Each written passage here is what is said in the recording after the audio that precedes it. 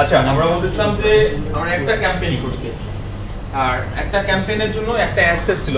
আমি ওই ক্যাম্পেইনে আন্ডার আরো মাল্টিপল অ্যাড সেট করতে চাই, সেটা এইটার জন্য, এইটার জন্য আর এইটার জন্য। সেটা হলো এই যে এই ক্যাম্পেইনটার আন্ডারে, এই ক্যাম্পেইনটার আন্ডারে, এটার আন্ডারে আমরা করতে চাই। তো এটা করার জন্য কি করব?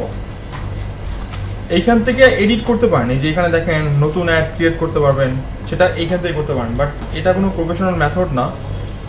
ফেসবুক নিচে একটা টুল দিয়ে দিছে এই কাজটা করার জন্য। নিচের টুল বলতে কিরকম, ফেসবুকে একটা টুল আছে যেটাকে বলে পাওয়ার এডিটর। এটার কাজ হলো এডিট করা, এই জন্য এটা না পাওয়ার এডিটর। সো আপনারা এটাতে করতে পারবেন না, কারণ অ্যাড যেহেতু দিতে পারেননি, এই জন্য এটা কাজ করতে পারবেন না। এটাতে যদি অ্যাড ক্যাম্পেইন থাকে তখনই পসিবল। এমনি যান, এমনি যাই একটু চেক করেন। হ্যাঁ, যাদের আগে করা ছিল ওগুলো, হ্যাঁ ওগুলো দিয়ে কাজ করতে পারবেন। পাওয়ার এডিটরে চলে যান।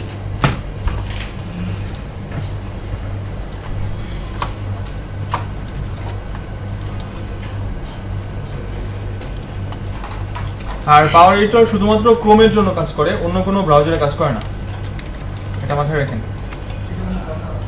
হ্যাঁ এটাই। আচ্ছা, আমরা এখান থেকে দেখেন আমার এখানে 46 ক্যাম্পেইন আছে, তার মানে এতগুলো ক্যাম্পেইন চলতেছে। এই ক্যাম্পেইন আন্ডারে এতগুলো অ্যাডসেট, এতগুলো অ্যাডসেটের আন্ডারে এতগুলো ওইখান থেকে চলতেছে, অ্যাড চলতেছে, এবং সেটা এই অ্যাকাউন্টের আন্ডারে। আচ্ছা, তো এখান থেকে আমরা এটা সিলেক্ট করলাম, আমি যে ক্যাম্পেইন আন্ডারে কাজ করতে যাচ্ছি। এখন দেখেন এখানে আমার একটা অ্যাড শো করতেছে, এটা আসলে কেন যে হলো আমি দেখতে পাইনি, ওইখানে তো সবগুলো সিলেক্ট করে দিলাম। এনিওয়ে, এখানে একটা ক্যাম্পেইন, একটা অ্যাডসেটস আর একটা অ্যাড চলতেছে, এখানে 6টা অ্যাড থাকার কথা ছিল।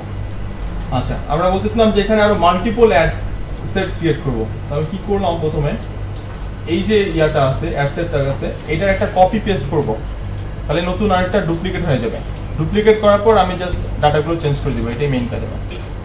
এটা ডুপ্লিকেট করার জন্য এই যে এখানে অপশন আছে দেখেন, এই যে ডুপ্লিকেট, অথবা আপনাদের নতুন প্রোফাইলগুলো বেসিক্যালি ডুপ্লিকেট সেকশনটা এখন আসে না, এটা কপি এবং পেস্ট। তার মানে কন্ট্রোল সি এবং কন্ট্রোল ভি দিলে এটা চলে আসে। যেমন মনে করেন আমি কন্ট্রোল সি দিলাম, এরপর কন্ট্রোল ভি দিলাম, এবং আমাকে বলতেছে না এখন আর ওই ইয়ারগুলো কাজ করে না, ওই সিম্বলগুলো কাজ করে না, এখন আমাকে কন্ট্রোল ডি দিয়ে ডুপ্লিকেট করতে হবে। এটা নতুন আপডেট। তো আপনাদের এটা যদি প্রবলেম হয়, যদি কন্ট্রোল ডি দেওয়া না হয়, তাহলে কন্ট্রোল সি কন্ট্রোল ভি দিয়ে করবেন। তো আমি যদি কন্ট্রোল ডি দেই, দেখেন এই অ্যাডসেটটা কপি পেস্ট হয়ে যাচ্ছে। তার মানে এখন আমার অ্যাড এটার জন্য $5, এটার জন্য $5 চলবে। এখন এটা আমরা এডিট করব। এডিট সেকশনটা কোথায়? এই যে এডিট সেকশনটা, ক্লিক করি এটাতে। ক্লিক করার পর এইখানে আমি বলছি এবার এজটা চেঞ্জ করব, 17 to 34। আমার টার্গেট হলো এটা, আমি এখানে 17 অ্যাড করলাম, আর এখানে 34। আচ্ছা, আর এটার জন্য আমি নাম দিলাম এটার এপিসোড 2। আমার এটা দ্বিতীয় অ্যাডসেট।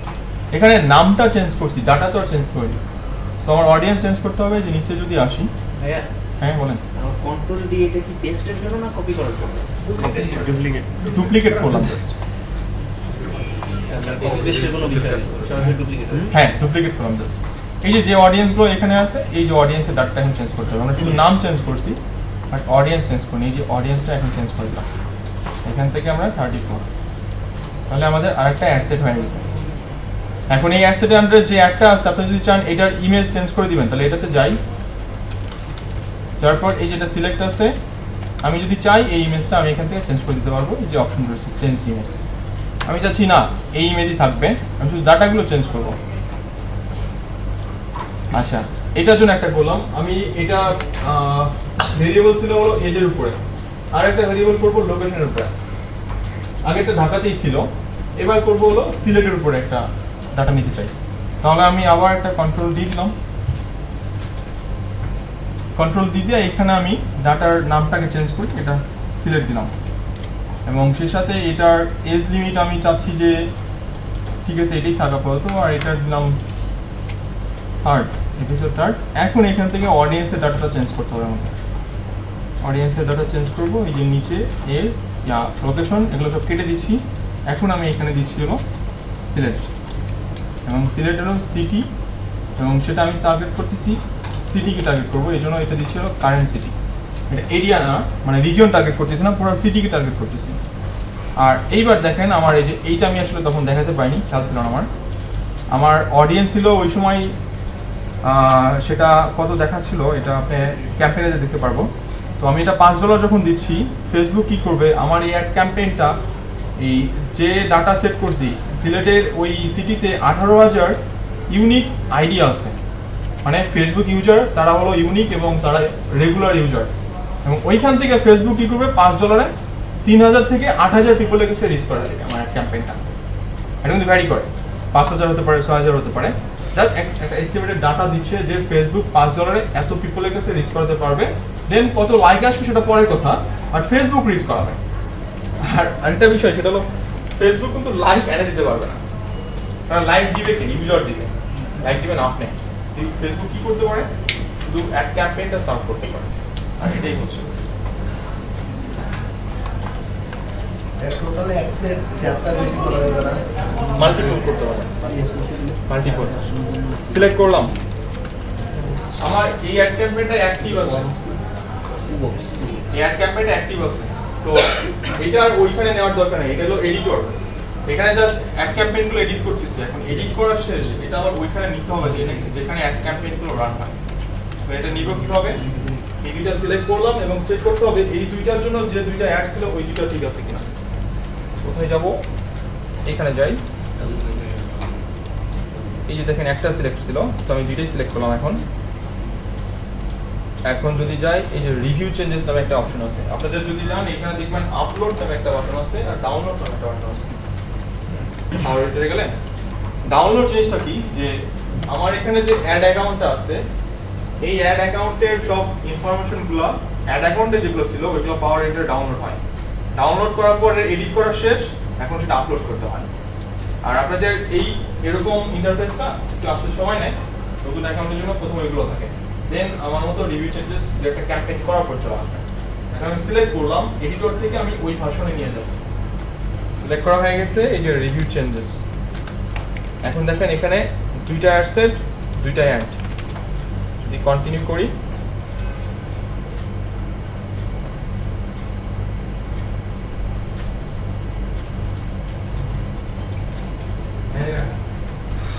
চেঞ্জ করতেছে। এবার যদি যাই ম্যানেজ সাইডে, এইখানে দেখেন আমার ক্যাম্পেইন, এইটা এই ক্যাম্পেইনের আন্ডারে আমার 3টা অ্যাড সেট চলতেছে। রিজন 1 যেটা আমি ঢাকার জন্য এই টার্গেট করছি, এবং প্রত্যেকটার জন্য $5। সো নেক্সট টাইম যদি কখনো কাজ করেন, আমার এই অ্যাড অ্যাকাউন্টের জন্য আর এই পেজের জন্য আমার পেজ লাইকের ক্যাম্পেইন হয়ে গেছে। নেক্সট টাইম যদি আমি প্রতিদিন ক্যাম্পেইন করতে চাই, ডিফারেন্ট ডাটা নিয়ে, ডিফারেন্ট অডিয়েন্স নিয়ে, তাহলে আমাকে পাওয়ার এডিটর যে আলাদা আলাদা অ্যাড সেট করে করতে হবে। বারবার কিন্তু আমরা ক্যাম্পেইন করবো না, ওই যে ক্রিয়েট অ্যাড দিয়ে বারবার প্রথম দিন স্টার্ট করলাম না, ওইভাবে কিন্তু করবো না। এখন পাওয়ার এডিটর দিয়ে জাস্ট এটার ভিতরে অ্যাড সেট ক্রিয়েট করবো। আর এইটার জন্য যদি পোস্ট এনগেজমেন্ট ক্রিয়েট করতে চাই, তখন আলাদা একটা অ্যাড ক্রিয়েট করতে হবে।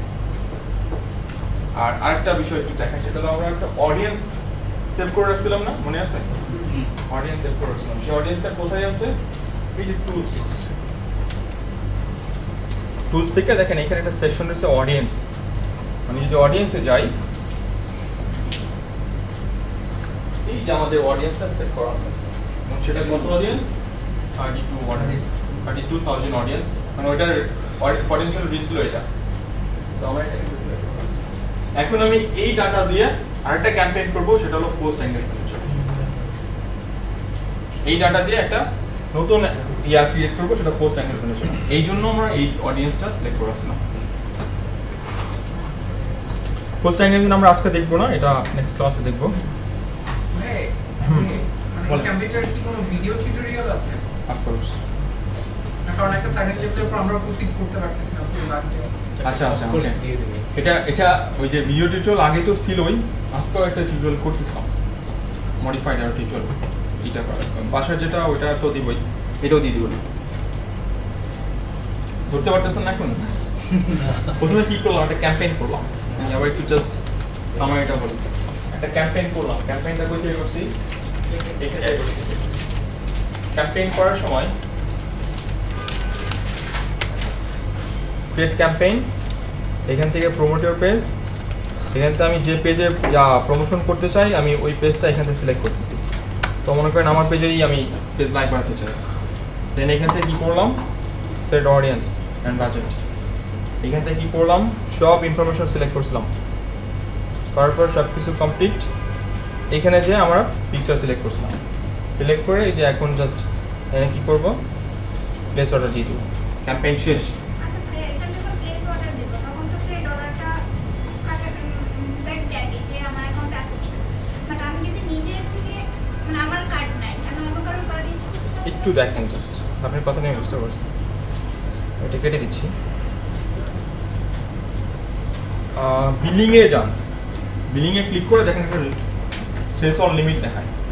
থ্রেশহোল্ড লিমিটটা কি, যে আপনি যখন কার্ড অ্যাড করবেন প্রত্যেকটা অ্যাকাউন্ট থেকে বিফোর অ্যান্ড ডে $25 করে খরচ করতে পারবেন।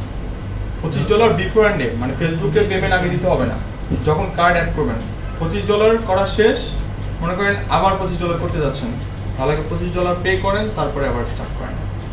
আর এটা এখন মনে করেন $25 হয়নি, আপনি $20 খরচ করছেন, এই মাসের মতো আর খরচ করবেন না, এই বিলটা আবার মাসের লাস্ট ডেটে হবে। মনে করেন মাস যদি 30 তারিখে আপনি কার্ড থেকে অটো টান দেবে ফেসবুক। কিন্তু কথা হচ্ছে যে আমার তো নাই, আমি অন্য কারোর ইয়ে থেকে অন্য কারো বিলিং অ্যাড্রেস অ্যাড করতে চাচ্ছেন আপনি, করতে পারেন, কোনো সমস্যা নাই, বাট ওইটা যদি ইউজড হয় তাহলে ফেসবুকে নেবে না, এটা একটা প্রবলেম হতে পারে। আরেকটা বিষয় হলো ওই যে বলছিলাম, যদি নামে না মেলে এটা মাঝে মাঝে ফিল্টার করে। মানে আগে কি আমি ওই ডলারটা আমার অ্যাকাউন্টে আগে বিলিং অ্যাড্রেস অ্যাড করেন, ডলারের চিন্তা পড়ে, হ্যাঁ সেটাই বললাম যে আগে বিলিং অ্যাড্রেস অ্যাড করতে হবে, হয় ক্রেডিট কার্ড অথবা পেপ্যাল অ্যাড করে। তারপরে আপনাদের অ্যাকাউন্টে দেখেন একটা থ্রেশহোল্ড লিমিট দেখে $25, আপনি বিফোর অ্যান্ড ডে $25 খরচ করতে পারবেন। এখন মনে করেন আমার আরও বেশি খরচ করা দরকার, ফেসবুকে বিল করতে হবে, $25 দিয়ে দেন, আবার অ্যাড করেন। এভাবে আস্তে আস্তে ফেসবুক ঋণের পরিমাণ বাড়ায়। কিছুদিন আগে একটা ইয়া ছিল, দেখছেন কিনা জানি না, যে ফেসবুক $1200 ঋণ দিচ্ছে, কোন আর্টিকেল পড়ছিলাম কি এর আগে? হ্যাঁ, ওটার পিছনে অনেক কাহিনী ছিল, এক ধরনের মার্কেটিং, পিওনিয়ার কার্ডের $25 যাই হোক, ওটা ডিফারেন্ট। এটা আস্তে আস্তে ফেসবুক বাড়ায়, আপনার অ্যাড ক্যাম্পেইন যত বেশি হবে, প্রথমে $25 ঋণ দেয়, তারপর $50, তারপর $250, $750, $1200, তারপর $1000, ইভেন $1 লাখ $2 লাখ পর্যন্ত ফেসবুক ঋণ দেয়। মানে আপনাকে আগে, হ্যাঁ ওইটা দিতে পারলে তাহলে ওই পরিমাণ খরচ করতে হবে, বুঝেন? ইমার্জেন্সি ব্যালেন্সের মতো নাকি? 10 টাকা দেখুন, পোস্টপেইড অনেকটা। আচ্ছা, আমরা রেজাল্টগুলো নিয়ে একটু আলোচনা করি। এখন কোন কোন ফ্যাক্টরের উপর আসলে আমাদের কাছে টাকা পয়সাগুলো নিচ্ছে। আচ্ছা, পাওয়ার এডিটরটা মনে অনেকে ধরতে পারেনি, এটা কেন করলাম, ধরতে পারেনি। আমি আরেকবার বলি, হ্যাঁ আমরা যে এটাকে যে একটা ক্রিয়েট করছিলাম, ওটা তো প্লেস দেই না, প্লেস অর্ডার দেই না, সেটা কিন্তু হারিয়ে গেছে। ওটা হারিয়ে গেছে, যদি কেটে দেন ওটা হারিয়ে গেছে, ওটা সেভ হবে না। যদি প্লেস অর্ডার দিতেন তাহলে ওই যে সেভ করছিলাম না, তাহলে অডিয়েন্স সেকশনে সেভ হয়ে যেত না, আমি আবার বলতে হচ্ছে, সেই জন্য আমাদের এখানে অপশন আছে, কোনো অপশন আছে না। আচ্ছা, পাওয়ার এডিটরের কাজটা কেন দেখালাম, আমরা একটা অ্যাড ক্যাম্পেইন করছি, আমার ফুল টার্গেট ছিল হলো বাংলাদেশ, বুঝেন বিষয়টা, আমি বাংলাদেশের জন্য একটা অ্যাড সেট ক্রিয়েট করে একটা ক্যাম্পেইন করছি। এবার আমার ক্লায়েন্ট বললো অথবা আপনারই কোনো ডিমান্ড হলো যে এবার বাংলাদেশ না, এবার ঢাকা টার্গেট করব, তাহলে কি আবার ক্যাম্পেইন করব এই পেজের জন্য? না, আমি কোথায় যাব? পাওয়ার এডিটরে যাব।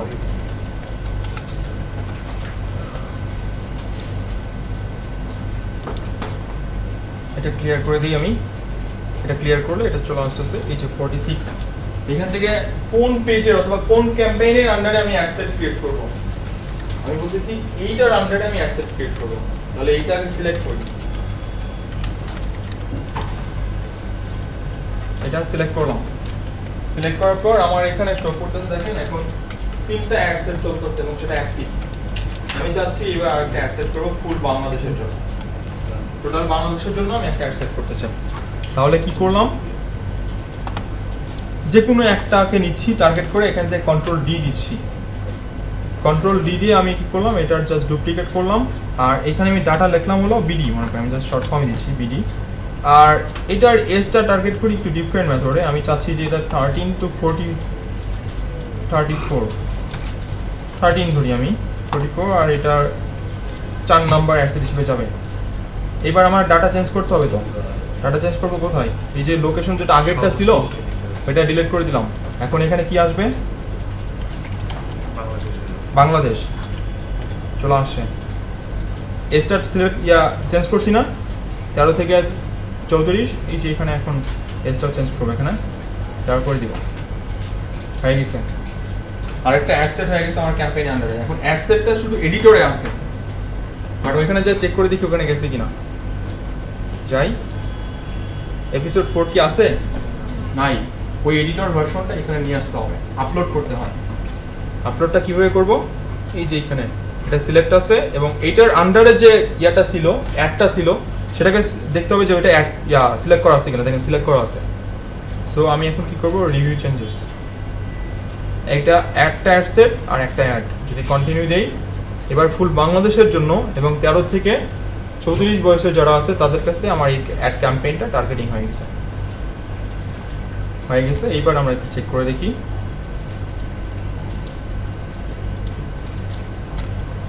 এই যে দেখেন, এবং এখান থেকে শো করতেছে অলরেডি 9 সেন্ট কাটছে, 31 পিপলের কাছে রিচ করছে, 3টা লাইক আসে। তার মানে আমার প্রতিটা লাইকের কস্ট হলো 3 সেন্ট করে। এটা প্রথমে একটু বেশি থাকে, আস্তে আস্তে কমে, আমরা এবার রেজাল্টগুলো দেখি। চলে ফেসবুক আসলে টাকা পয়সাগুলো কীভাবে নিচ্ছে আমাদের কাছ থেকে হাতিয়ে, অথবা কোন ডকুমেন্টসের উপরে নিচ্ছে, সেই বিষয়গুলো আমরা একটু চেক করে দিই। এর আগে অডিয়েন্সটাকে এডিট করা যায়, আমরা যে অডিয়েন্সের হ্যাঁ, ওকে, একটু দেখি তাহলে। অডিয়েন্সে যাই, আমার আগের অডিয়েন্সটা সেভ করছিলাম এইটা। এই অডিয়েন্সটাতে কি করছিলাম? Page like. এই অডিয়েন্সই চাচ্ছি আমি পোস্টের একটা এনগেজমেন্ট করতে চাই। তাহলে আমার অডিয়েন্স সেম। আমি যদি নতুন করে আবার অ্যাড ক্যাম্পেইন করতাম, একটু দেখেন, টুলসটা তো আসতেছে না। ক্রোম ইউজ করতেছেন? হ্যাঁ, যদি নতুন করে করতাম, দেখেন এই যে বুস্ট ইউর পোস্ট সিলেক্ট করলাম, এখানে পেজ সিলেক্ট করলাম, দেন এখান থেকে আমার পোস্ট সিলেক্ট করতে বলতেছে, সিলেক্ট করলাম, সেট অডিয়েন্স।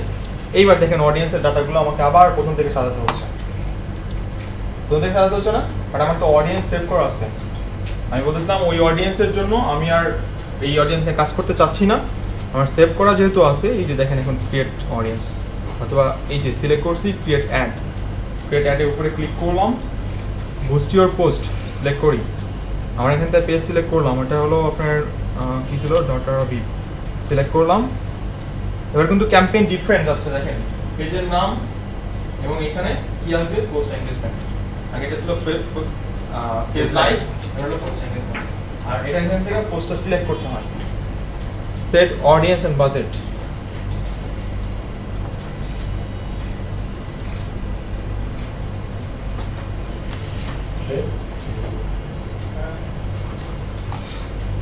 কি হলো, ডাটা কই? কাস্টম অডিয়েন্স থেকে কি চুজ করতে আসলে yes,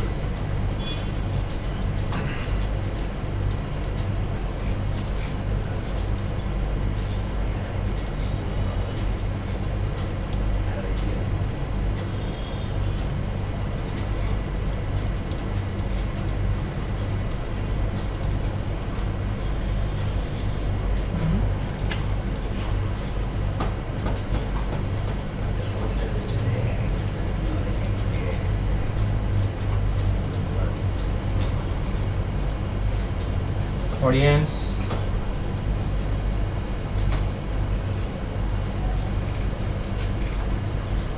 select, create ad, boost your post, Twitter feed, set audience। এই দেখুন অডিয়েন্সটা আগে অডিয়েন্সটা সিলেক্ট করে তারপরে সিলেক্ট করেই ছিল, আমি উপরে ক্রিয়েট অ্যাড দিছিলাম, যেটা নতুন করে ক্রিয়েট করতেছে। নিচে একটা ছিল, এই যে কোথায় সিলেক্ট করলাম, এই যে ক্রিয়েট অ্যাড, আমি দিয়েছিলাম এই যে এটা নতুন, যেটা একদম নতুন করে করলাম। এই যে অডিয়েন্সটা এখন কাজ করবো, অডিয়েন্স কিন্তু সেট, এখন শুধু বাজেট দিব আর এখানে অ্যাড দিব। সো আমার কাজটা কমে যাচ্ছে, এই জন্য অডিয়েন্সকে সেট করা আছে। এইবার আমরা ইয়ার কাজগুলো দেখি, চলেন রেজাল্টগুলো একটু চেক করি।